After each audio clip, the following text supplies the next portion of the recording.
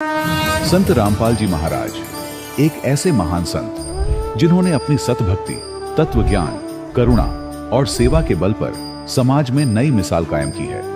संत रामपाल जी महाराज की अगुवाई में उनके सभी सतलोक आश्रमों से समाज कल्याण के अद्भुत कार्यों ने समाज को सुनहरे भविष्य की एक नई उम्मीद दिखाई है। संत रामपाल जी महाराज से नाम दीक्षा लेने के बाद लाखों लोगों की लाइलाज बीमारियां जैसे कैंसर, एड्स आदि ठीक हुई। संत जी के ज्ञान से प्रेरित होकर उनके अनुयायियों ने लाखों यूनिट रक्तदान किया। संत जी ने लाखों बहन बेटियों का दहेज मुक्त विवाह करवाया।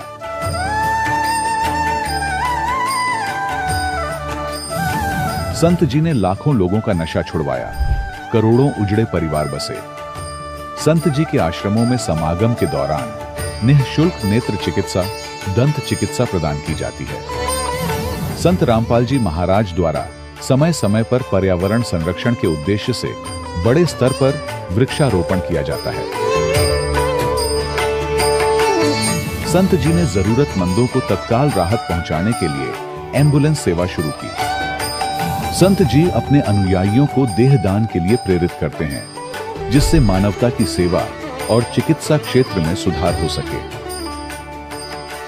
संत रामपाल जी महाराज के सभी आश्रमों में हर रोज निःशुल्क भंडारा आयोजित किया जाता है, जहां हर वर्ग, हर जाति और हर धर्म के लोग एक साथ बैठकर भोजन करते हैं।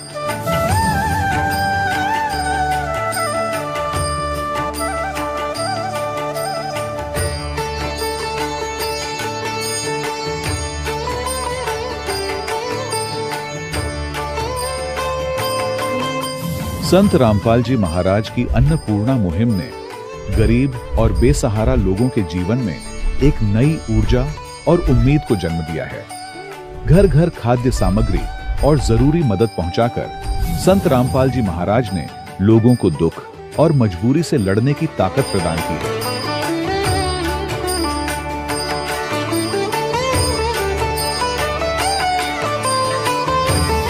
संत रामपाल जी महाराज द्वारा गरीब लोगों के लिए घर बनवाने का अद्भुत कार्य एक ऐसी मिसाल कायम कर रहा है जो सदियों सदियों संत जी की उदारता और दया भावना के तौर पर जाना जाएगा।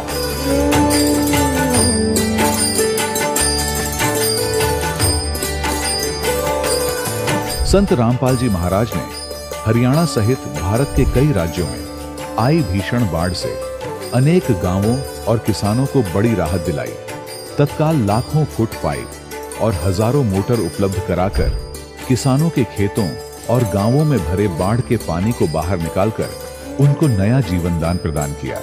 आज संत रामपाल जी महाराज को किसानों के मसीहा के तौर पर देखा जा रहा है। जगह जगह उनके लिए सम्मान समारोह आयोजित हो रहे हैं।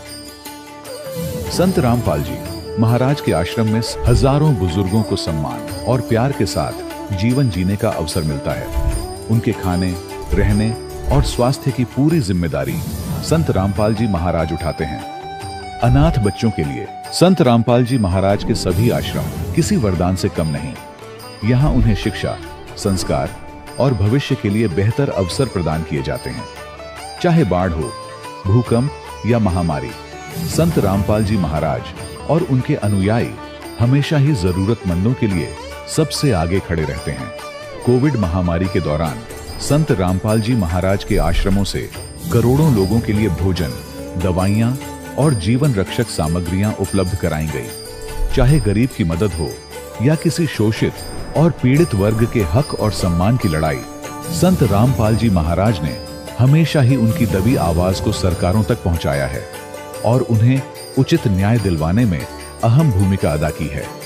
समाज में आध्यात्मिक और सामाजिक मूल्यों के प्रति जागरूकता लाने में संत रामपाल जी महाराज हर कदम पर मानवता के सच्चे सेवक साबित हुए हैं।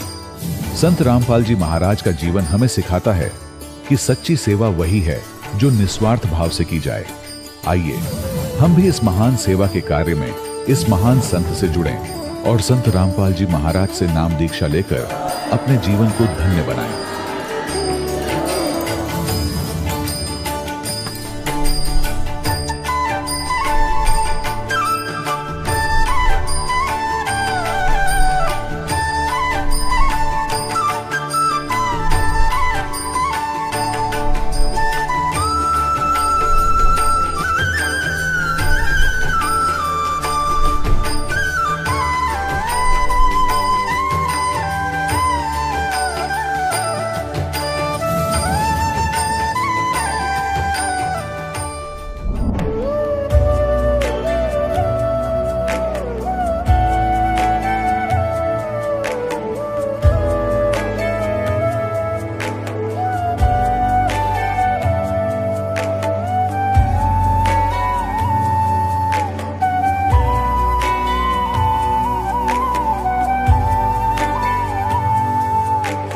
जब लग गुरु मिले न साचा, तब लग गुरु करो 10 पांचा।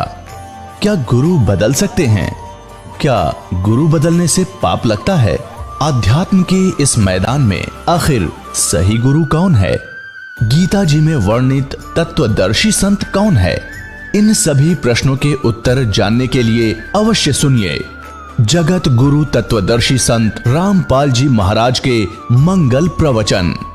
सत साहिब दर्शकों, सोचिए, जब कोई व्यक्ति अपने जीवन में सच्चे सुख और शांति की तलाश में अपने धर्म की हर पूजा पद्धति और भक्ति विधि को पूरे श्रद्धा भाव से अपनाए, लेकिन फिर भी उसका जीवन दुखों से घिरा रहे, उसके जीवन में परेशानियां कम होने की बजाय और बढ़ती ही चली जाए, तो क्या हो? दर्शकों, ऐसी ही कहानी थी राजस्थान के रहने वाले गजेंद्र जी की। गजेंद्र जी ने अपने जीवन में सभी देवी देवताओं की भक्ति की, लेकिन इसके बावजूद भी परेशानियां और बीमारियां इनका पीछा नहीं छोड़ रही थीं। लेकिन दर्शकों, आज गजेंद्र जी का कहना है कि जब से मैंने संत रामपाल जी महाराज जी से नाम दीक्षा ली है, तब से मेरे जीवन की पूरी रूपरेखा बदल गई है। दर्शकों, संत रामपाल जी महाराज जो भक्ति दे रहे हैं, आखिर उसमें ऐसा क्या है जो गजेंद्र जी को वर्षों की देवी देवताओं की भक्ति से नहीं मिला? आखिर क्यों गजेंद्र जी कह रहे हैं कि अब मैंने शास्त्र विरुद्ध भक्ति साधना का त्याग कर दिया है? दर्शकों, आखिर इसके पीछे की सच्चाई क्या है? आइए सुनते हैं गजेंद्र जी की कहानी उन्हीं की जुबानी। नमस्कार सर। नमस्कार जी। क्या शुभ नाम है सर आपका? गजेंद्र दास। गजेंद्र दास जी, कहाँ से आए आप? जोधपुर, राजस्थान। सर, संत रामपाल जी महाराज से नाम दीक्षा लेने से पहले आप किन देवी देवताओं की भक्ति करते थे? जी, मैं शिव जी की भक्ति करता था, ओम नमः शिवाय का जाप करता था, रामदेव रे पैदल जाता था, वहाँ भी 7-8 साल मतलब पैदल यात्रा भी की, और एक बालोतरा में जसोल मंदिर है, वहाँ भी जाते थे। सर, जो आप शिव जी की भक्ति करते थे, रामदेवरा भी जाते थे, जसोला भी जाते थे, तो जो भक्ति आपने की, इनसे आपको क्या लाभ मिला? लाभ आने का तो सर हमें पता नहीं था। जैसा भी कर रहे थे, जो भी मान के अपने इष्ट का जो जाप कर रहे थे, फाइनल मान के कर रहे थे, और ऐसा कोई विशेष लाभ था नहीं। सर, संत रामपाल जी महाराज की शरण में कैसे आए आप? मैं जी फेरी लगा के व्यापार करता था जी। एक दिन रास्ते से जा रहा था तो एक मंदिर पे अवश्य जाने का स्टिकर देखा। उसमें लिखा था, ब्रह्मा विष्णु महेश जी के माता पिता कौन है, दुर्गा का पति कौन है, किसी भी गुरु की शरण में जाने से मोक्ष संभव है, और ये हरिओम समझ जो भी मंत्र जाप करे उनसे सही है या गलत है। तो मेरे दिल को बहुत झटका लगा ये पढ़ के। और उस दिन गुरु पूनम का दिन था, हम जाते तो जोधपुर में एक मंदिर है प्रसिद्ध सिद्धनाथ महादेव का, वहाँ भी गए तो वहाँ भी ये स्टिकर लगा हुआ था। तो हमने पहली बार देखा, जो हम सैड हो गए एकदम कि ब्रह्मा विष्णु महेश के जो मतलब पिताजी माताजी की बात कर रहे हैं, तो उन पे नीचे नंबर दिए हुए थे, और हमने मन मन में कहा कि ये किताब हमारे पास आनी चाहिए। 2-4 दिन बाद में कोई रामनवमी का जुलूस था जोधपुर में, वो रामनवमी का जुलूस था, और मेरे पास भक्ति सौदागर को संदेश पुस्तक मिली। वो पुस्तक पढ़ी। पुस्तक की भूमिका में बताया गया था, जो सुख यह मानव चाहता है कि भाई कम काम करना पड़े, रहने को आलीशान मकान हो, खाने को बढ़िया भोजन हो, और बढ़िया मतलब जो भी मतलब मनोरंजन के साधन हो, और नाचे गाए घूमे फिरे, तो ऐसा यहाँ कुछ नज़र नहीं आता। उस किताब की भूमिका ऐसी थी कि कोई भी, मैं क्या कोई भी मतलब आदमी पढ़ ले तो उसका मतलब एकदम बेचैन हो उठेगा कि हमें जल्दी से जल्दी ये जिसने भी किताब लिखी है, जो भी ये नाम दे रहे हैं, इनके पास जाना चाहिए। तो मैं भी पहुँच गया और नाम ले लिया।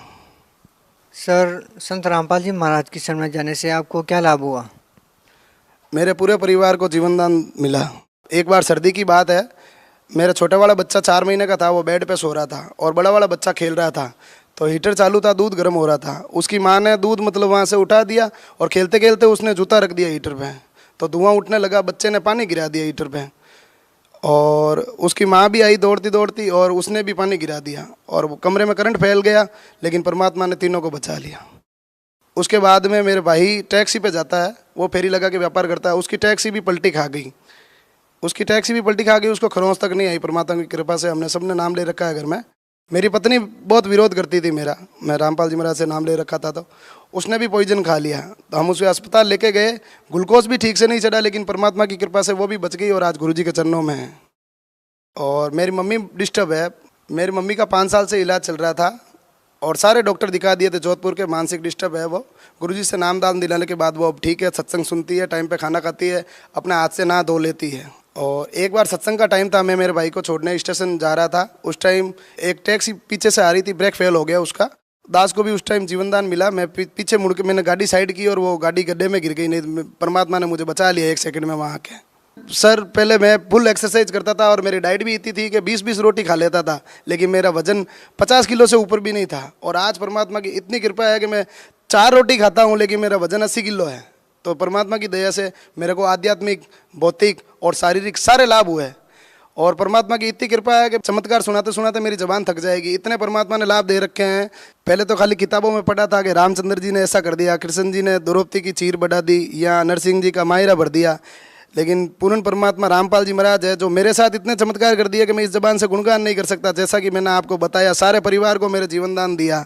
मेरी पहले घर की आर्थिक स्थिति भी ठीक नहीं थी, मोबाइल लेने के भी पैसे नहीं थे, और आज परमात्मा की दया से मेरे पास सब कुछ है जो एक आदमी के पास होना चाहिए। मैं पहले थैला घड़ी थैला फेर के आवाज़ लगा के मतलब मजदूरी करता था, और परमात्मा की कृपा से वर्कशॉप लगा दिया है और घर का काम है बढ़िया, एकदम बढ़िया सुख हो रहे हैं। पूर्ण परमात्मा रामपाल जी महाराज जी मेरे लिए भगवान है। खुद की गाड़ी ले ली परमात्मा की कृपा से, मेरे मकान का लफड़ा था वो भी परमात्मा ने सॉल्व कर दिया।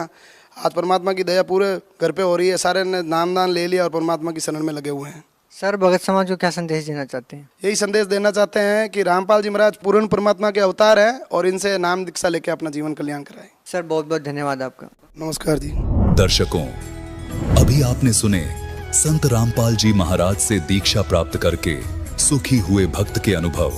अब देखिए जगत गुरु तत्वदर्शी संत रामपाल जी महाराज के मंगल प्रवचन। परम पिता परमात्मा पूर्ण ब्रह्म सर्व सृष्टि रचनार कबीर देव जी, कबीर परमेश्वर जी हम सभी आत्माओं के जनक हैं। ये सर्व सृष्टि रचनहार हैं।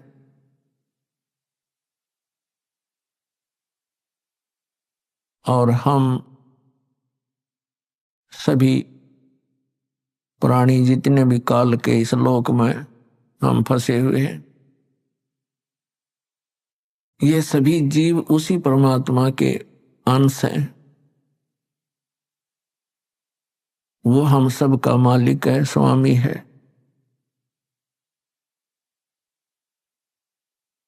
पुण्यात्माओं, सौभाग्य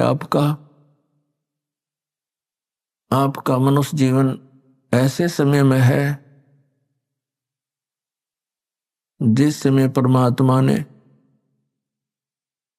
इस यथार्थ ज्ञान के प्रचार का आदेश दे दिया। और ये मोक्ष मार्ग है। अब ये मोक्ष समय है। ये वो समय है जिसको हम मोक्ष समय कह सकते हैं। ये कलयुग की बीचली पीढ़ी है। पहली पीढ़ी, प्रथम चरण, जब परमात्मा कबीर देव जी, कबीर साहिब जी काशी में जुलाहे की भूमिका करने आए थे, वो प्रथम चरण था। फिर परमात्मा ने कहा था कि जब बिचली पीढ़ी का समय आएगा तब तक इस मूल ज्ञान को और मूल मंत्र को यानी सतनाम और सारनाम को सार्वजनिक नहीं करना है, गुप्त रखना है। इसका कारण आपको पहले भी बताया।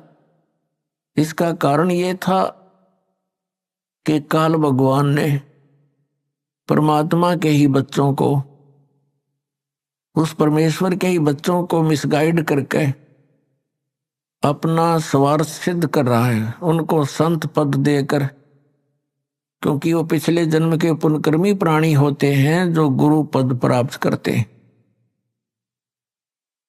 और ये उनकी पूर्व जन्म की भक्ति कमाई को नाश करवाता है गुरु पद पर बैठा के, और दोषी अपराधी बनवाता है परमात्मा के उन भोली आत्माओं को रास्ता गलत बतवा के। अपने आत्मा कोई व्यक्ति कहीं जा रहा हो राहगीर यानी रास्ते में, और वो किसी व्यक्ति से पूछे अपना गंतव्य स्थान, और जिस व्यक्ति से वो पूछ रहा है वो कहता ये है कि मैं यहां सब क्षेत्र का जानकार हूं, और वो दिशा गलत बताता है, और वो व्यक्ति उस पर विश्वास कर लेता है यात्री कि ये कहता मैं यहाँ का पूरा जानकार हूं, तो वो दिशा गलत जा करके अपने यथास्थान के विपरीत चला जाता है। तो फिर वो कितना दुखी होता है, उस व्यक्ति को कितना अच्छा व्यक्ति मानेगा या बुरा, ये तो अंडरस्टूड है। आज यही दशा इन नकली गुरु और पंथों, मंडलेश्वरों, आचार्यों और शंकराचार्यों, इन परम धनियों की है। हमारे सदग्रंथ कुछ बोलते हैं, ये हमें कुछ बताते हैं। तो पुण्यात्माओं, काल के द्वारा ये अध्यात्म ज्ञान इतना उलझा दिया जाता है, उसको सुलझाने के लिए स्वयं परमेश्वर आते हैं सतलोक से चलकर।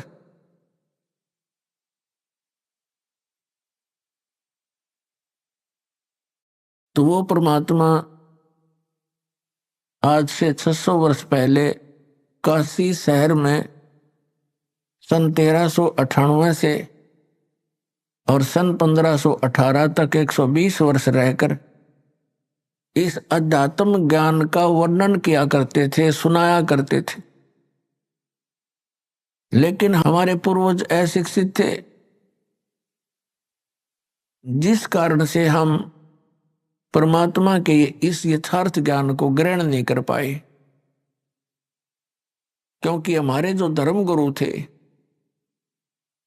वो संस्कृत भाषा के विद्वान माने जाते थे, और वो चारों वेदों को कंठस्थ याद भी रखते थे,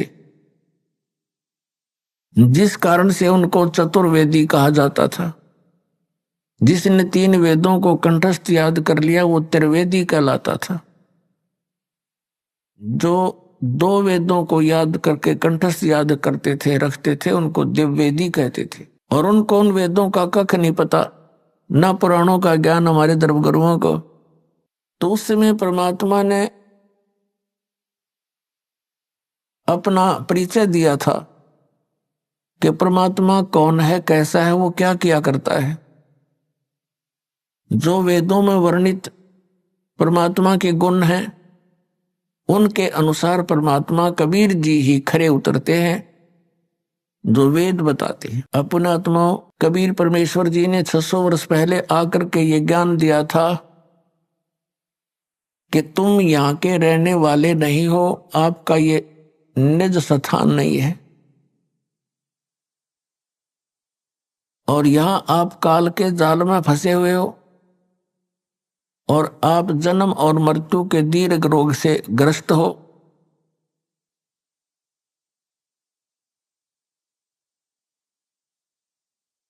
लेकिन हम परमात्मा को पहचान नहीं पाए, क्योंकि वह स्वयं आए हुए थे और हम सदग्रंथों से अपरिचित थे। इसलिए हम मार खा गए, हम धोखा खा गए। हम परमात्मा को छोड़कर इन काल के दूतों के बहकावे में आकर हम परमात्मा से दूर हो गए।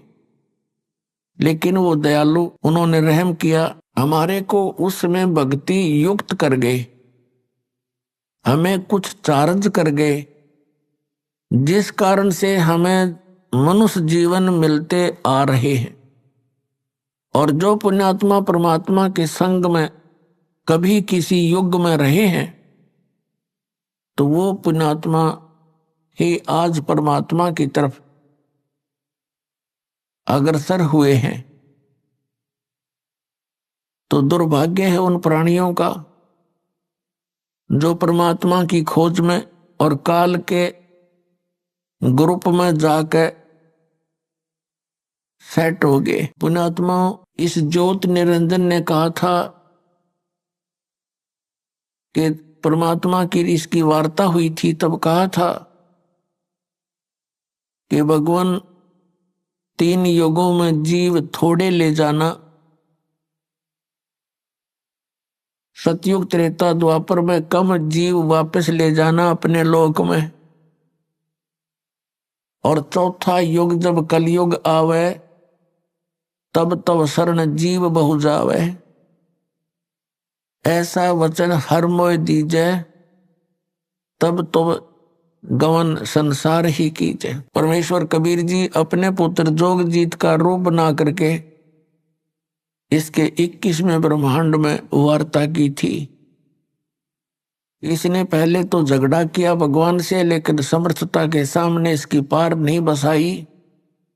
फिर इसने चापलूसी का सहारा दिया, चरण पकड़ दिए और कहा क्या उद्देश्य लेकर आए हो? तो परमात्मा ने इसको सारा स्पष्ट कर दिया कि मैं जाऊंगा तेरे नीचे के लोकों में, और तूने इन प्यारी आत्माओं को कितना कष्ट दे रखा है। कोई पशु बना दिया, कोई पक्षी बना दिया, कोई कुत्ता बनाया, कोई गधा बनाया, मनुष्य बनाए तो इनके साथ कितनी यातनाएं दे रहा है। मैं इन प्राणियों को जाकर बताऊंगा कि तुम जिस लोक में रह रहे हो ये काल का लोक है, तुम सतलोक के रहने वाले हो, और सतलोक में जाने की जो विधि, जो मंत्र है वो मेरे पास है, वो इनको दे दूंगा, फिर ये सतलोक आएंगे।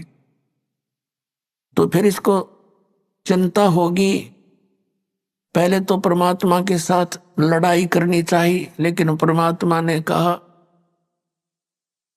धर्मदास नाम के एक महापुरुष जो परमात्मा की उन प्यारी आत्माओं में से हैं जिनको भगवान मिले थे, उसको बता के धर्मदास जब इसकी पार नहीं बसाई मेरे ऊपर, इसने अटैक किया, मैंने श्वास का सिमरण कर दिया, सतनाम के श्वास, वो श्वास का सिमरण कर दिया, जिस कारण से काल नीचे जा गिरा बहुत दूर पाताल में। पुण्यात्माओं, परमात्मा कबीर जी हमें सतर्क करते हैं, आप जी के ऊपर कभी कोई आपदा आवे तो सतनाम का सिमरण तुरंत शुरू कर देना, ये अभ्यास बना लेना। ना यम के दूत निकट आएंगे, ना काल निकट आ सकता, तुरंत अगर आ भी गया है तो बहुत दूर चला जाएगा, आपको कोई हानि नहीं कर पाएगा। तो उस समय परमात्मा ने यही बताया कि उसके बाद फिर जब इसने देखा कि इनके पास बहुत शक्तिशाली मंत्र है, चरण पकड़ दिए, तब कहा था कि आप किस उद्देश्य लेकर जा रहे हो? परमात्मा ने सब बताया, जैसा दास ने भी वर्णन किया। फिर इसने कहा जी कोई बात नहीं, जैसे आपकी इच्छा वैसे कर लेना, पर मुझे कुछ आवश्यकताएं हैं वो मेरी पूरी कर देना। परमात्मा ने कहा बोलो।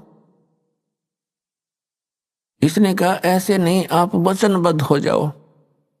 तो परमेश्वर कबीर जी वचनबद्ध हो गए। तब इसने कहा था कि 3 युगों में जीव कम ले जाना, और चौथे युग कलयुग में कितने ही जीव ले जाना। और परमात्मा एक दया और करना, आप अपना ज्ञान देकर ले जाना, आपके ज्ञान को स्वीकार करें वो आपके, मेरे ज्ञान को स्वीकार करें वो मेरे, उनको बलपूर्वक ना ले जाना। परमात्मा को सब पता था कि बलपूर्वक अगर ले भी जा सकता हूं मैं, फिर ये रुकेंगे नहीं वहां, क्योंकि इनकी आस्था यहीं जमा हो रही है।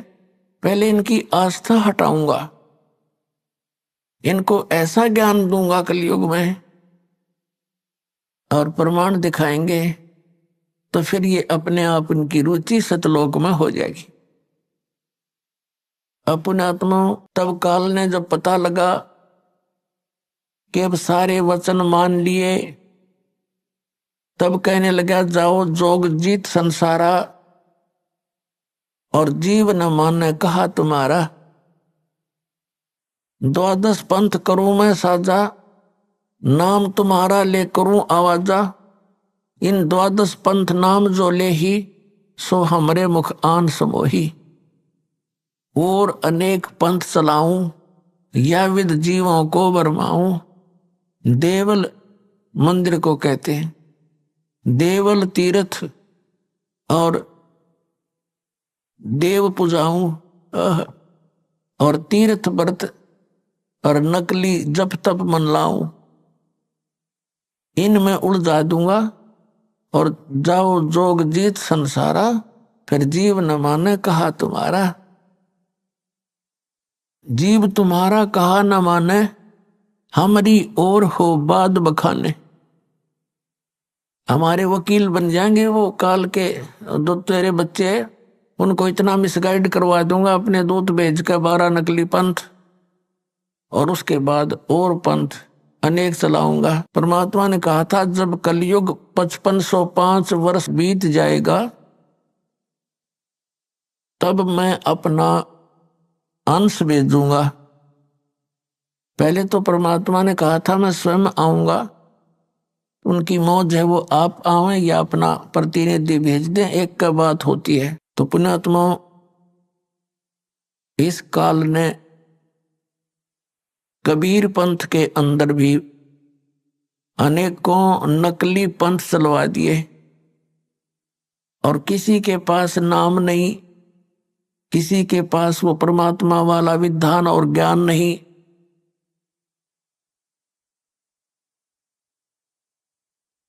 अब एक जैसे ये 12 पंथों के विषय में तो आपको बहुत बार दिखाया है।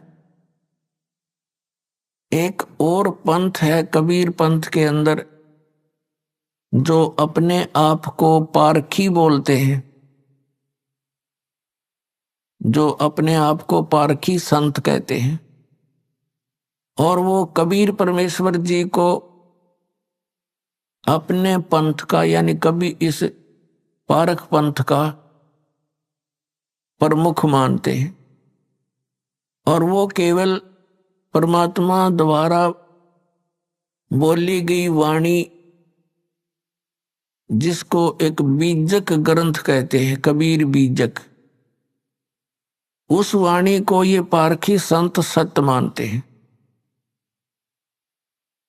और कहते हैं कबीर साहब ने जो वाणी बोली है ये सारी सच्ची है, जो बीजक में लिखी है। अपनात्माओं, अब ये यथार्थ ज्ञान परमात्मा के बच्चों तक पहुंच रहा है।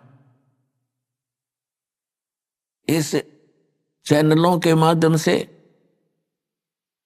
सीडी के माध्यम से, पुस्तकों के माध्यम से, और ये भी प्रमाणित हो रहा है क्योंकि बुद्धिमान समाज है।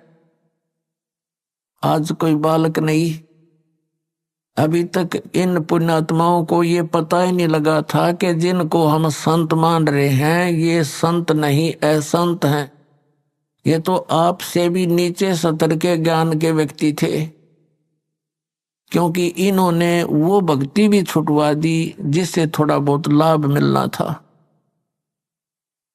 जैसे घर घर में जोत जगाई जाती थी जो हवन यज्ञ का काम करते थे, इन राधा स्वामी पंथ, धन धन सतगुरु पंथ वाला ने, जय गुरुदेव पंथ वाला ने वो भी बंद करवा दी। और क्या कहते हैं, हम तो अंदर ज्योति देखेंगे, अंदर देखेंगे, अंदर की ज्योत जलाएंगे।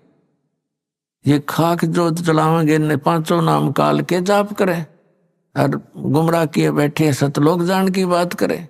है तेरा गजब भैया। अपनात्मा, इस काल ने एक नहीं कई शिकंजे कस रखे हैं, कई फांस बांध राखी है प्राणी के। अब इस ज्ञान से, सत्संग से पुण्यात्माओं को जो सत परमात्मा की खोज में लगे हुए हैं, उनको ये तो विश्वास हो चुका है, लगभग हो जाएगा नहीं तो ज्ञान सुनने से, कि कबीर इज गॉड, कबीर परमात्मा है, सतपुरुष है। सारे प्रमाण दास ने दिखा दी। अब क्या समस्या आवेगी आपके समक्ष कि भाई यदि कबीर साहब ही भगवान हैं तो फिर आम जनता जनसाधारण के मन में, भोले भालों के मन में ये बात मन में आवेगी कि भी सबसे पुराना कबीर पंथ में कौन सा स्थान है, हमारे किया और बीमारी है। हम सबसे पुराने नर बहुत उसको महत्वपूर्ण मानते। तो पुण्यात्माओं, अब भोली आत्मा उन कबीर पंथ के उन नकली संतों के जाकर फंसना जा, इसलिए अब थोड़ा सा ये सतर्क और करना पड़ेगा।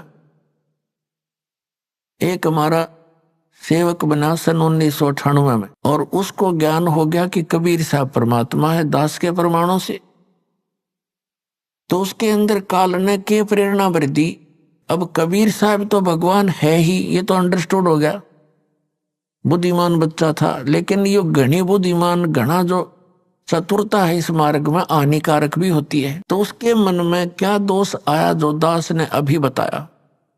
उसने सोचा जब कबीर साहब ही भगवान है और गुरुजी इस दास के बारे में सोचा, ये तो अभी सन 1994 से नाम देने लगे हैं और ये तो बहुत नए से हैं,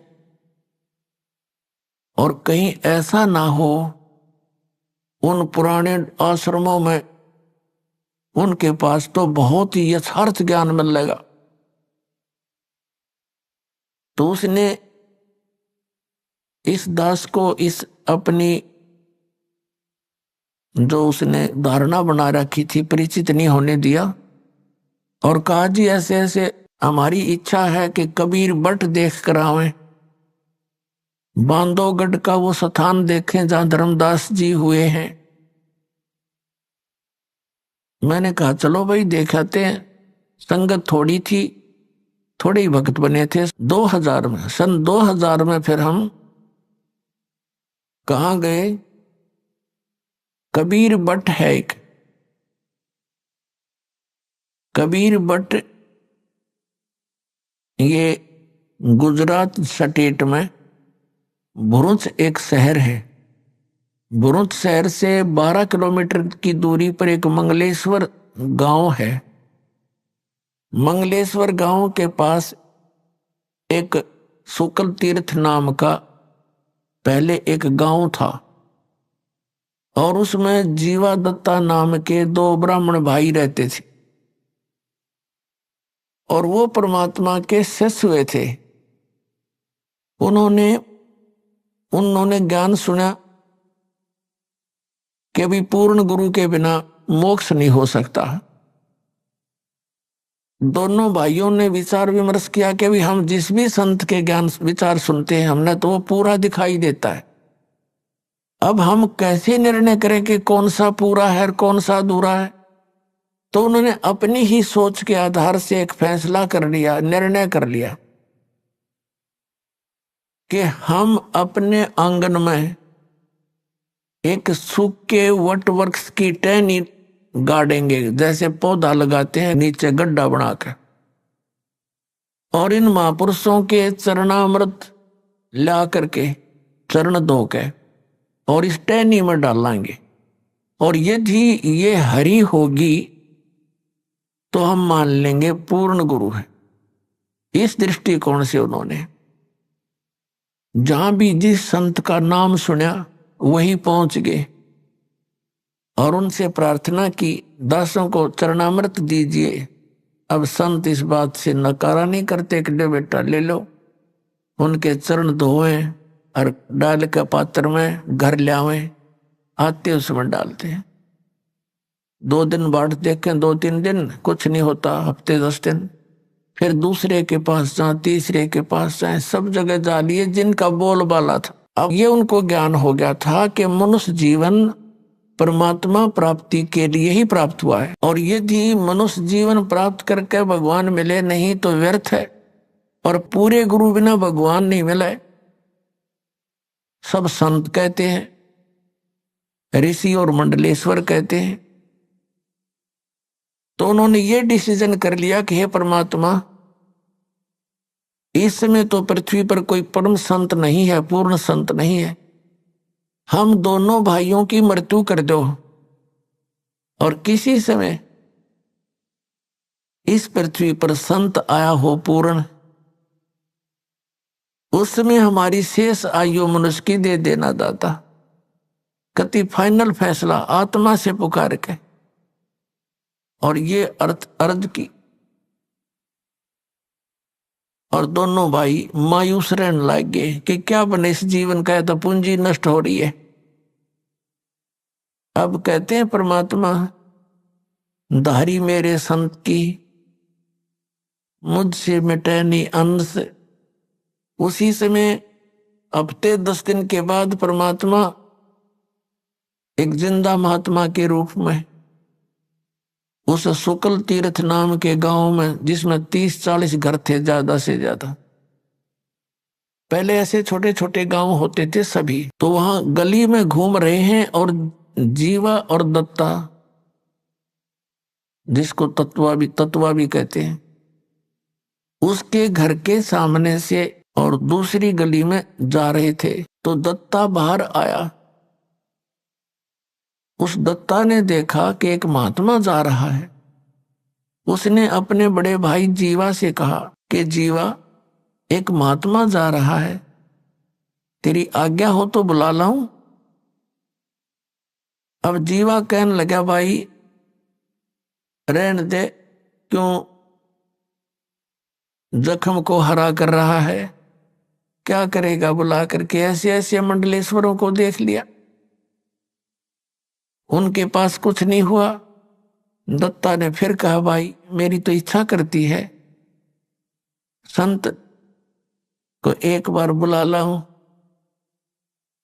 जीवन का भी देख ले, फिर मैं क्यों तेरी आत्मा को दुखाऊं, बुला ले। इतने में परमात्मा वापस आ गए, जैसे किसी का घर खोज रहे हो। और दत्ता क्योंकि पुण्यात्मा थी, चरणों में मत्था टेका, हे महाराज, आपके दास की झोपड़ी है, चरण रखना, आ जाओ यहां, दर्शन देना, कुछ समय विश्राम करो। परमात्मा ने कहा, अच्छा भाई चलो। जाके जैसा भी कोई स्थान था बैठने के लिए दे दिया, कोई पीढ़ा मुड्ढा, परमात्मा बैठ गए। और जीवा कहता है, दत्ता कहाँ जी, वो लाना, साधु के चरण धोवाएंगे। अपनी लाए कोई परात थाली और उसमें पानी डालकर चरण धोए। अब जीवा कहता कि दत्ता ले जा इस जल को, चरणामृत को, और संतों के चरणामृत को गली में नहीं डाला करते, इसको अंदर डाल देना पौधे में। अच्छा जी। अब दत्ता गया आंगन में और जो ही वो लगा डालने जल डालते डालते ही वो सूखी टहनी जो गलने लगी थी नीचे से, वह एकदम हरी भरी होगी।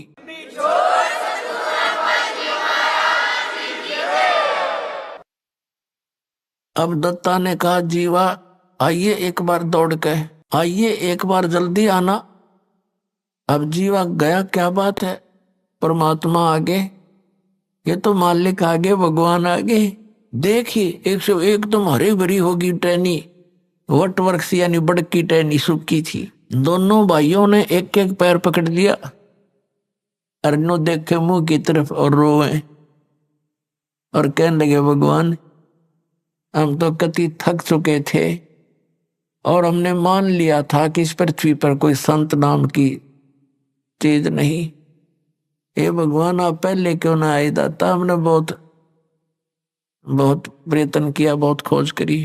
परमात्मा कहने लगे, बेटा मैं आता जाता पहले भी तुम्हारी आत्मा से मैं खूब परिचित था, तुम्हारे हृदय की कसक से। यदि मैं पहले आ जाता और ये हरी भरी भी हो जाती, होनी थी तो कोई दुख दिखता कोई ना, जो तुम वैसे ही संत की पहचान नहीं होती।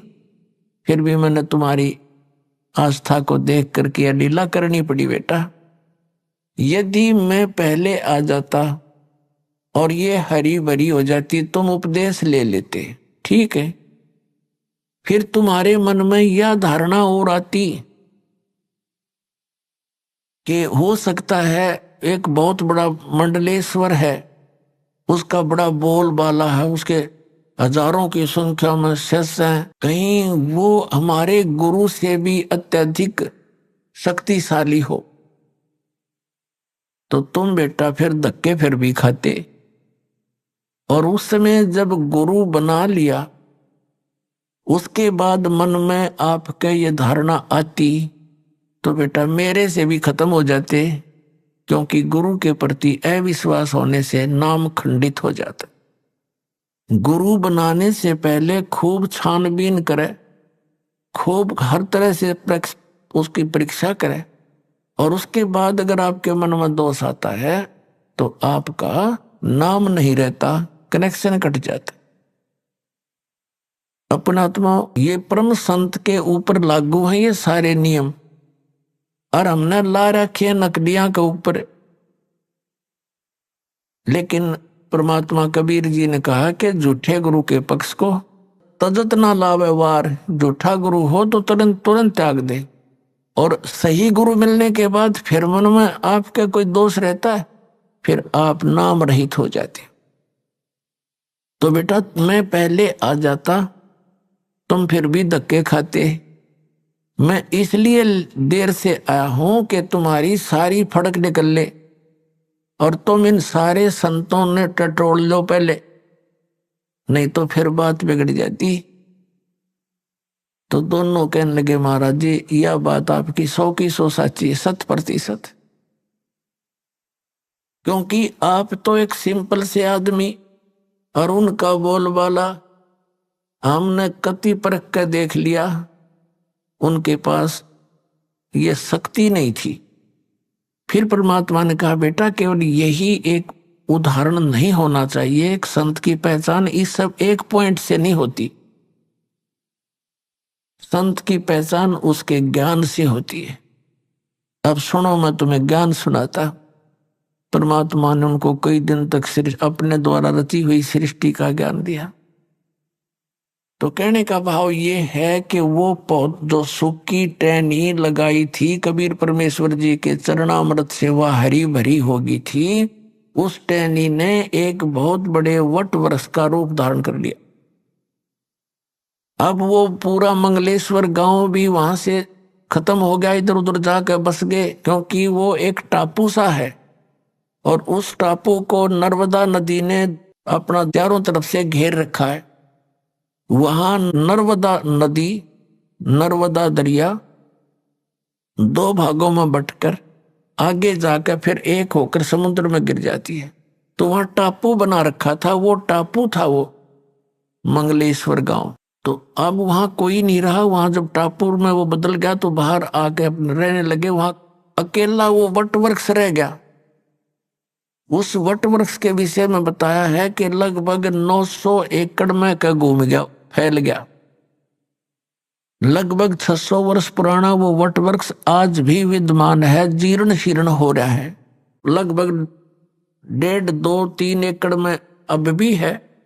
और वहां कबीर पंथ का एक महंत पद से ये परंपरागत वहां एक आश्रम है, उस वट वृक्ष के नीचे ही, बड़ के पेड़ के नीचे। और वो केवल महंत पदवी इसलिए रखी गई थी कि ये यादगारें, जो अद्भुत लीलाएं घटनाएं घटी हुई हैं, ये सुरक्षित रहें। इस 20वीं पीढ़ी तक के कबीर परमात्मा के द्वारा की गई लीलाएं आज भी उनके अवशेष बकाया।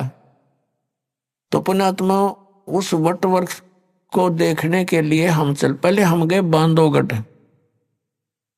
बांधवगढ़ के अंदर कुछ नहीं पाया। वहां उनका धर्मदास जी का लड़का था नारायण दास, वो परमात्मा की शरण में नहीं आया था। फिर परमेश्वर कबीर जी ने आदरणीय धर्मदास साहिब जी को अपनी कृपा से 60 साल की उम्र हो चुकी थी उनकी, धर्मदास जी की, तब एक संतान, एक पुत्र दिया था। उस पुत्र से उसका वंश चला था और उस पुत्र के साथ बड़ा बेटा हमेशा विरोध रखता था। उसके साथ जो है ना झगड़ा रखता था, उसने वहां से छोड़ दिया था बांधवगढ़। दूसरे छोटे लड़के ने कहीं और चला गया था, कुदरमाल वगैरह नाम बताया, एमपी में। तो बांधवगढ़ में वो हमारे साथ था, वो हमारा सेवक। उसने बाद में बताई दास को फिर ये बातें। तो उसने जाकर के बांधवगढ़ में जो महात्मा से दिखे थे उनसे बात करी, अलग से चर्चा की, ज्ञान गुण की बातचीत की। फिर हम वहां से चल पड़े वट वृक्ष देखने। हम वट वृक्ष पर पहुंचे तो वहां एक महंत था, अच्छी गद्दी लगा रखी, एक झूला के ऊपर बैठा वो, और एक दो उसका सेवक उसको झुला रहा था। तो उससे उसने एकांत में बात करी। हम कहीं इधर उधर अपने बैठे थे। उससे पूछा, जी सार नाम क्या है, सतनाम क्या है? वो कहने लगा, मुझे तो मालूम नहीं, मेरे मामा जी रहा करता यहाँ पर महंत, उसकी मृत्यु होगी, मेरी तो लकड़ी की दुकान थी, मुझे यहाँ बैठा दिया, मुझे नहीं मालूम यहाँ क्या है। हाँ, इतना अवश्य है कि ये वट वृक्ष के विषय में वो जानता था, बाकी सार नाम के बारे में मुझे नहीं मालूम। ऐसे वह बांधवगढ़ में उन संतों से पूछा, उनने भी यही जवाब दिया, कोई कुछ बतावे, कोई कुछ ना बतावे, ये मंत्र है, ये मंत्र है। फिर हम पहुंच गए और कई स्थानों पर गए, बड़े बड़े जो कबीर पंथ के थे। तो सब जगह घूम के हम वापस आ गए। वहां चल बच्चे देख लेंगे, परमात्मा के स्थान है, अच्छी बात है। फिर आकर के उसने बताया, कहने लगा, जी ये यात्रा मेरे लिए वरदान सिद्ध होगी। मैं कहा, भाई ऐसी क्या बात है, बताइए। कि मैं इतना नालायक और नीच व्यक्ति हूं। उसने अपनी सारी गलती मान ली कि मैंने ये सोचा था कि कबीर तो परमात्मा है ही है, कबीर जी तो इसमें तो कोई सकरा को नहीं, सारे प्रमाण आपने दिखाए थे। तो मेरा यूं शक था कि जब कबीर जी भगवान है तो इनके पूरे मेथड से कबीर पंथ के जो साधु संत हैं वो तो गर्क पावेंगे, गति सैचुरेट पावेंगे, वो तो परिपूर्ण होंगे। मैं बोला, बेटा अगर वो परिपूर्ण होते तो दास न डले ढोंड की क्या जरूरत थी? क्या जरूरत थी ये संघर्ष करने की?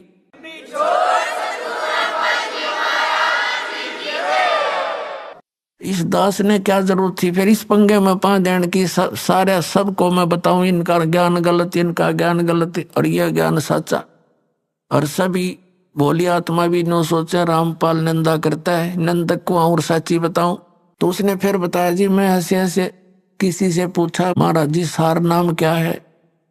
उसने क्या बताया कि हाथ पर आटा ले लो। एक कबीरपंथी पुराने आश्रम का 60-70 साल का बूढ़ा, और नो कह हाथ में आटा ले लो और श्वास के निकट कर लो,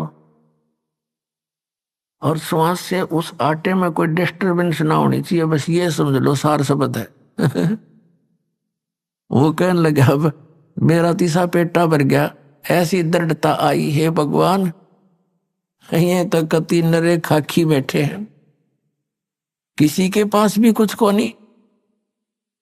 और फिर उसने बताई, जी मेरे मन में इतना नालायक हूं, मेरे मन में ये दोष आ गया था। माँ भाई कोई बात नहीं, ये तो आवेगा और इसका समाधान भी भगवान करेंगे, जिन पुण्यात्माओं पर रहम करेंगे। वो दिन है आज। उस बच्चे को ऐसा दृढ़ निश्चय हुआ इस दास के इस सारे ज्ञान पे, और उसका जीवन सफल हुआ, ना तो फिर मार खा जाता कि तो पुण्यात्माओं, अब भोली आत्माओं के ऐसी समस्या और आवेगी। एक और परिवार था, राधा स्वामी पंथ से आया था सन 2003 में। पूरा परिवार आया यहाँ पर, दीक्षा ले ली क्रोधाश्रम, और अच्छी लगन से लगे रहे। फिर उनके मन में भी यही दोष पैदा हो गया, सारा ज्ञान समझकर, कि भाई दामा खेड़ा के अंदर धर्मदास साहिब जी की गद्दी से संबंधित संत बताए हैं। कोई सिर फिरा मिल गया उनको दामा खेड़ा के गद्दी का कोई भक्त, उसने बता दिया उनको कि पूर्ण मोक्ष चाहिए तो दामा खेड़ा गद्दी वालों से ही होगा। कबीर साहब ने उनको वरदान दे रखा है। अच्छा, उनको झाड़ा लाने का वरदान दे रखा, कनपेड़ झाड़न का। कबीर साहब ने तेनों बता रखा, जो सच्चा नाम देगा उससे मोक्ष होगा सतनाम तय, वंश से नहीं नाद से होगा। यानी आज तक किसी ने देख लो नाद वाले जितने यानी वचन के से उनसे ही हमारा पंथ उजागर हुआ है। और जिसके पास सही नाम है उसी से मोक्ष होगा, किसी पीढ़ी से। उनका वह बात पक्की जचगी। रामपाल तक कल 5-4 वर्ष से लगा नाम देने, और वो तो बहुत पुराना बताया। यहाँ से छोड़ के वहां चले गए धक्के खान। अभी आपने सुने संत रामपाल जी महाराज के मंगल प्रवचन। आइए अब सुनते हैं संत रामपाल जी महाराज से नाम दीक्षा लेकर सतभक्ति करके अद्भुत लाभ प्राप्त करने वाले अनुयायी के विचार। दर्शकों, मनुष्य अपने जीवन में पूरी श्रद्धा के साथ अपने धर्म में प्रचलित सभी साधनाओं को करता है, लेकिन फिर भी उसके जीवन में परेशानियां खत्म होने का नाम नहीं लेती, जिससे अक्सर मनुष्य का भगवान पर से विश्वास उठ जाता है। दर्शकों, ऐसी ही कहानी थी हरियाणा की रहने वाली प्रियंका जी की, जिन्होंने बचपन से ही हिंदू धर्म में प्रचलित सभी प्रकार की भक्ति साधनाएं की, अनेकों धार्मिक अनुष्ठान किए, लेकिन इसके बावजूद भी इन्हें अपने जीवन में ना ही आत्मिक शांति मिली और ना ही शारीरिक सुख की प्राप्ति हुई। लेकिन दर्शकों, आज प्रियंका जी का कहना है कि जब से मैंने संत रामपाल जी महाराज द्वारा बताई गई आदि सनातनी भक्ति को अपनाया है और अपने धर्म में परंपरागत प्रचलित भक्ति को त्यागा है, तब से मेरा जीवन पूर्णतः बदल गया है। दर्शकों, आखिर संत रामपाल जी महाराज ने प्रियंका जी को ऐसी कौन सी जड़ी दी जिससे इनके सारे दुख दर्द समाप्त हो गए? आखिर क्यों ये हिंदू धर्म में प्रचलित भक्ति साधनाओं को शास्त्र विरुद्ध बता रही हैं? आखिर इसके पीछे की सच्चाई क्या है? आइए सुनते हैं प्रियंका जी की कहानी उन्हीं की जुबानी। नमस्कार जी। सत साहेब जी। क्या नाम है जी आपका? प्रियंका दासी। आप कहाँ के रहने वाले हैं? गुड़गांव में खानसा गांव से। संत रामपाल जी महाराज से नाम दीक्षा आपने कब ली? मैंने 2019 में 5 जनवरी को ली थी। संत रामपाल जी महाराज से नाम दीक्षा लेने से पहले क्या आप कोई भक्ति साधना भी करते थे? जी, मैं पहले शिवरात्रि, जन्माष्टमी और नवरात्रे ये सारे व्रत करती थी और माताओं के जागरण में जाती थी। जो जहाँ भी पता चलता था नहीं आस पड़ोस में, वहाँ भी चली जाती थी। जो देवी देवताओं की भक्ति साधना आप करते थे उनसे आपको क्या क्या लाभ हुए? जी, कुछ भी लाभ नहीं हुआ। आर्थिक तंगी बहुत थी घर पे, कुछ भी लाभ नहीं हुआ। और मैं हर 6 महीने में मुझे टाइफाइड हो जाता था। सबका टाइफाइड 10 दिन 15 दिन में ठीक हो जाता है, मेरा 2-2, 3-3 महीने में ठीक होता था। 1 महीने ठीक रहती थी मैं, फिर टाइफाइड हो जाता था।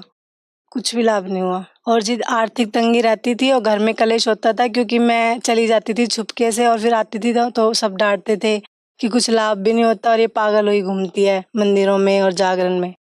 आपने बताया कि आप मंदिरों में जाते थे, जागरणों में जाते थे, उस भक्ति से आपको कोई लाभ नहीं हो रहा था, घर में कलेश रहता था, आर्थिक तंगी भी थी, आप खुद बीमार रहते थे। तो इन सब परिस्थितियों के बीच आपको संत रामपाल जी महाराज की जानकारी कहाँ से मिली? वैसे तो मेरे घर में पापा जी और मेरा छोटा भाई है ना, संत रामपाल जी महाराज के शिष्य थे, लेकिन मैं उनकी मानती नहीं थी, सुनती नहीं थी, क्योंकि मुझे जो डांस वगैरह और जागरण में जाना, नाचना, ये सब बहुत पसंद था। और मेरे ताऊ का लड़का है बड़ा, वो भी भगत है, मैं उसकी भी नहीं मानती थी। फिर मैंने एक बार गुरुजी को ना चैलेंज किया था, क्योंकि कहीं ना कहीं मेरे मन में था कि भगवान तो कुछ करेंगे नहीं, तो इनको ही वो किया। तो एक बार है ना, हमारा ऑटो चोरी हो गया था सुबह 4 बजे के आसपास, 3 से 4 बजे के बीच। तो मेरे पापा के पास, पापा के जो दोस्त है भगत जी है, वो भी, उनका कॉल आया कि भाई आज बड़ी जल्दी ऑटो पे चला गया। पापा कह रहे हैं मैं तो घर हूँ। जाके देखा ऑटो नहीं था वहाँ पे, मतलब हमारा ऑटो चोरी हो गया था। आसपास में कैमरे लगे हुए थे, कैमरे में देखा तो कैमरे में भी नहीं आया। हमें 5-6 बजे पता चला, पापा आगे बोले कि ऑटो चोरी हो गया। अब मैं उस टाइम पे, मतलब हमारी आर्थिक स्थिति ना बहुत खराब थी। मैं ये सोच रही थी कि अगर मैं और मेरी मम्मी मिलके जोड़ेंगे, एक ऑटो निकलवाएंगे, तो भी कम से कम हमें 1 साल लगेगा। 1 साल में हम पैसे जोड़ेंगे तो फिर हम खाएंगे क्या? तो इतना कह के मैं ना बर्तन धोने चली गई। तो पापा और भाई बोले चलो एक राउंड और लगा के आते हैं। और संत रामपाल जी महाराज का जो हमारे घर में मंदिर है ना, उस मंदिर के सामने मैं बोली कि अगर आप सच में भगवान हो तो आज हमारा ऑटो मिल जाना चाहिए, क्योंकि मेरे मन में ये था कि अब तो मिलेगा ही नहीं, जब कैमरे में नहीं आया, किसी ने देखा ही नहीं है, तो अब क्या मिलेगा। अगर आप सच में भगवान हो तो आज ऑटो मिल जाना चाहिए, नहीं मैं तो जिंदगी भर विश्वास करूंगी नहीं। इतना कह के मैं बर्तन धोने चली गई। और बर्तन धोते धोते मैं बहुत रोई थी। मतलब उस टाइम पे बता नहीं सकती कि मैं कितनी रोई थी, कि टेंशन थी कि अब क्या होएगा, कैसे करेंगे, कुछ नहीं समझ में आ रहा। फिर मेरे पापा आए 6:30 बजे, ऐसे आए जैसे कि उनको पता है कि मैंने उनके सामने बोला है कि गुरुजी से इसने ऐसे ऐसे बोला है। मेरे पापा मेरे साइड आए और मेरी तरफ देखा और हंसाए। मैं बोली क्या हुआ? कह रहे वो खड़ा टम्पू जा। फिर मैंने बाद में अपने भाई, सिर्फ अपने छोटे भाई को बताया था कि साहिल मैंने तो ऐसे ऐसे गुरुजी के सामने बोला था और ऑटो मिल गया, और मैं तो ये सब नहीं छोड़ सकती भाई, डांस वांस करना। जब फिर मेरे भाई ने मुझे समझाया, एक बुक दी ज्ञान गंगा, वो पढ़ी, और फिर मैंने 2-3 दिन बाद ही नाम ले लिया था। आपने बताया कि संत रामपाल जी महाराज से नाम दीक्षा लेने से पहले ही आपने संत रामपाल जी महाराज को एक चैलेंज दिया, जो संत रामपाल जी महाराज ने आपका चैलेंज एक्सेप्ट करके आपको लाभ दे दिया। आपके घर से एक टेम्पू चोरी हुआ था, वो आपके पिताजी को वापस मिल गया। उसके बाद आपने संत रामपाल जी महाराज से नाम दीक्षा ली। तो क्या संत रामपाल जी से नाम दीक्षा लेने के बाद आपको कोई अन्य लाभ भी प्राप्त हुए? जी, लाभ तो मुझे बहुत बहुत ज़्यादा हुए हैं, लेकिन उसमें से एक है जो कि मुझे जीवन दान मिला है। किसी ने मेरा हाथ देख के ये बोला था कि ये लड़की सिर्फ 1 साल की है। तो उस टाइम के बाद ना हमें बहुत टेंशन हो गई थी कि इसने क्लियर ही बोल दिया कि ये लड़की सिर्फ 1 साल की है। फिर वो ऑटो का चैलेंज दिया था मैंने गुरुजी को, फिर मैंने नाम ही ले लिया। जैसे उन्होंने जो बताया था उसके 1 साल होने ही वाला था। अक्टूबर में दिवाली के 1-2 दिन पहले मेरे किसी ने बाल काट लिए थे, इतने 2.5 से 3 इंच के। और ये जब भी सबको पता चला, मेरे रिश्तेदारों को, अड़ोसी पड़ोसी को, सब ने तरह तरह की बातें बनाई थी कि अब ये होगा वो होगा। और घर भी बन रहा था हमारा, तो ये घर अच्छा नहीं बन रहा, शुभ नहीं बन रहा, और कहाँ लड़की को भेज रही है, लड़की को भी नाम दिला दिया, और ये ऐसी है वैसे है। और अब मुझे 2 साल हो गए हैं। उस जो हाथ देखते हैं ना, ज्योतिषी बाबा वगैरह, उन्होंने 1 साल का बोला था, तो मैं आज 2 साल हो चुके हैं मुझे। मतलब मुझे मरे हुए 1 साल होना चाहिए था, लेकिन मैं जिंदा हूँ, संत रामपाल जी महाराज की ही कृपा से हूँ। उनकी बताई गई जो साधना है उसको करके, और मुझे ये लाभ हुआ है। उसके बाद हमारी जो आर्थिक स्थिति थी बहुत ख़राब थी। हमारा सिर्फ 1 कमरा था, गर्मी सर्दी में तो निकाल लेते थे जैसे तैसे, लेकिन बारिश के मौसम में जब बारिश आती है ना तो कीड़े से होते हैं। हम है ना, मैं उनको देख के बेड पे बैठी रहती थी और रोती रहती थी। एक छोटा सा किचन ऊपर था, अगर मैंने खाना बना लिया, बारिश आ गई, जब तक वो बारिश रुकती नहीं थी ना, जब तक मैं नीचे लेके नहीं आ सकती थी। आती तो या तो छतरी लेके, फिर मैं छतरी पकड़ूँ, खाना पकड़ूँ, या जीना पकड़ूँ। जीना लोहे का था। आज हमारे 3 कमरे हैं और एक किचन है, ये भी बहुत बड़ा लाभ हुआ है। मुझे हर 6 महीने में टाइफाइड होता था, हर 6 महीने में।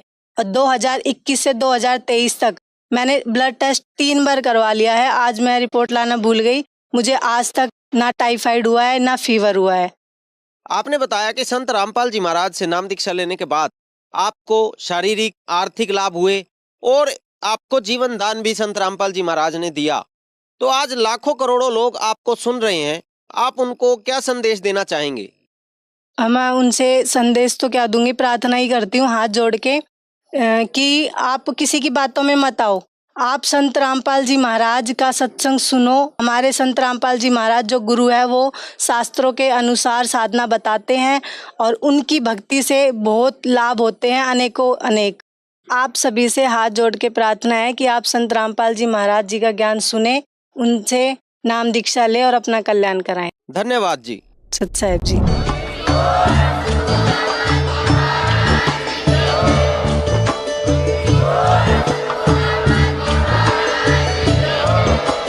आप सुन रहे थे जगत गुरु तत्वदर्शी संत रामपाल जी महाराज जी के मंगल प्रवचन। अधिक जानकारी के लिए विजिट कीजिए हमारी वेबसाइट www.jagatgururampalji.org। संत रामपाल जी महाराज जी के शुभ आशीर्वाद से पूरे विश्व भर में 500 से भी ज्यादा नाम दीक्षा केंद्र हैं, जिन पर संत रामपाल जी महाराज जी द्वारा ऑनलाइन निशुल्क नाम दीक्षा दी जा रही है। अपने नजदीकी नाम दीक्षा केंद्र का पता करने के लिए संपर्क करें 8222880541।